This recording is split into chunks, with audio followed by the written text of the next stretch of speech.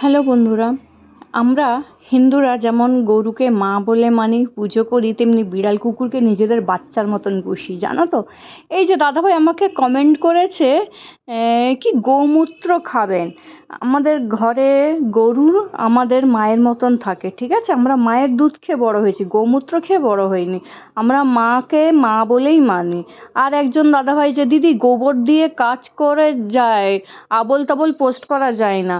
গোবর দিয়ে অবশ্যই কাজ করা যায়, গোবর দিয়ে ঘর বানানো যায়, কিন্তু আপনার মাথায় যে গোবর আছে সেই গোবরটা কি করে কমাবো বলুন তো? কারণ আপনাদের মতন অশিক্ষিত মানুষগুলোর জন্যই আজকে কিন্তু বাংলাদেশে এরকম অবস্থা।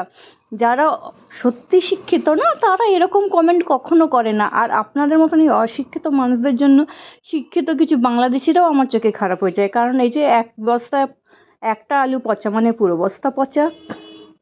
বলছি দাদা, এত বড় বড় ফোন নিয়ে ঘোরেন, আপনাদের আমি পোস্টে গিয়ে দেখলাম, হ্যাঁ দামি দামি ফোন আছে, এত কিছু আছে, ইন্ডিয়ার নামে এত হিংসা করেন কেন? আবার সেই ইন্ডিয়াতে আপনারা ডাক্তার দেখাতে আসছেন, চিকিৎসা নিচ্ছেন, শ্রীলেদার্সে যাচ্ছেন, ঘুরছেন, জুতো কিনছেন, চকলেট কিনছেন, কারণ আপনাদের দেশের দাম অনেক বেশি।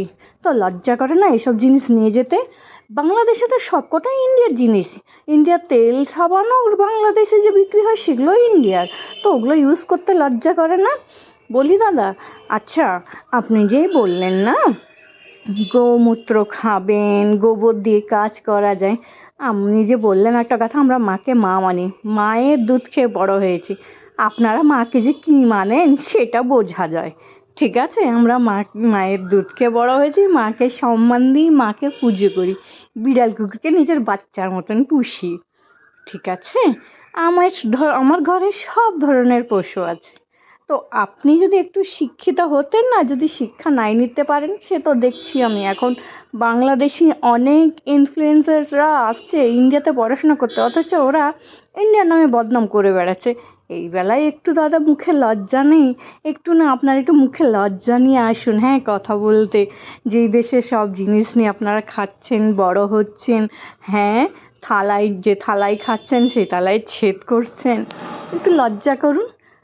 আমি তো অনেক ভিডিও দেখছি, বাংলাদেশি ভিডিও, কাঁটা তার কীভাবে কেটে বাংলাদেশ থেকে ইন্ডিয়াতে ঢুকছে রাতের অন্ধকারে।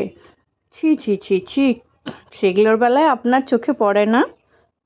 বলছি দাদা, আপনি না একটু দয়া করে একটু পড়াশোনা করুন।